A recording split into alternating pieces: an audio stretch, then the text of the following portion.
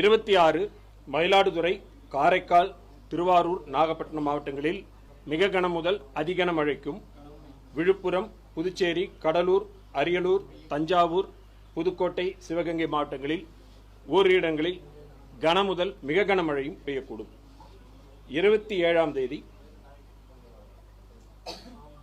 கடலூர், மயிலாடுதுறை, புதுவை ஆகிய மாவட்டங்களில் ஓரிரு இடங்களில் அதிகன மழைக்கும், டெல்டா மாவட்டங்கள் மற்றும் அரியலூர், விழுப்புரம் மாவட்டங்களில் ஓரிரு இடங்களில் கன முதல் மிக கனமழையும் வாய்ப்பு உண்டு.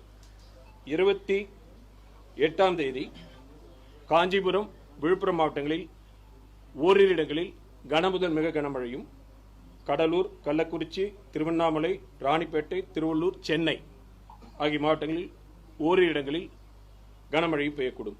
29ஆம் தேதி சென்னை, திருவள்ளூர், காஞ்சிபுரம், செங்கல்பட்டு மாவட்டங்களில் ஓரிரு இடங்களில் கனமழைக்கான வாய்ப்பு உள்ளது. மீனவர்களுக்கான எச்சரிக்கை பொறுத்தவரையில் மீனவர்கள் மன்னார் வளைகுடா, குமரிக்கடல், தமிழக கடற்கரை பகுதிகள், மத்திய மேற்கு வங்கக்கடல் மற்றும் தெற்கு வங்கக்கடல் பகுதிகளுக்கு அடுத்து வரும் 5 தினங்களுக்கு செல்ல வேண்டாம் என்று அறிவுறுத்தப்படுகிறார்கள். ஆழ்கடலில் இருக்கின்ற மீனவர்கள் கரைக்கு திரும்புமாறு அறிவுறுத்தப்படுகிறார்கள். வடகிழக்கு பருவமழையை பொறுத்தவரையில் தமிழகம், புதுவை, காரைக்கால் பகுதிகளில் பதிவான மழையின் அளவு 327 மில்லிமீட்டர் கடந்த அக்டோபர் 1 முதல் இன்று வரையான காலகட்டத்தில்.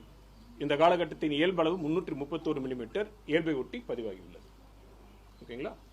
அதாவது நமக்கு வெல்மார்க் லோ பிரஷரா இருந்தது, டிப்ரெஷனா வலுப்பெற்றிருக்கு, தொடர்ந்து டீப் டிப்ரெஷனா வலுப்பெறும்.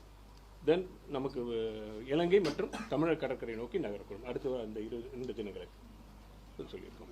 மீனவர்களுக்கு புயலாக வலுவிற்கான வாய்ப்புகள் குறித்து தொடர்ந்து கண்காணித்து தெரிவிக்கப்படும். தற்பொழுது நிலையில் டீப் டிப்ரெஷன் வரைக்கும் சொல்லியிருக்கோம். ஆமா, அதான் கனமழை, மிக கனமழையில சொல்லியிருக்கிறோம். அந்த கனமழைக்கான வாய்ப்புகள் எல்லாமே சொல்லியிருக்கிறோம். நம்ம மாவட்டங்கள் வழியா சொல்லியிருக்கிறோம். அந்தந்த மாவட்டங்களை பொறுத்த வரைக்கும் கனமழைக்கான வாய்ப்புகள் கொடுத்திருக்கு. எதுவுமே சொல்லல, எதுவுமே இது பண்ணல.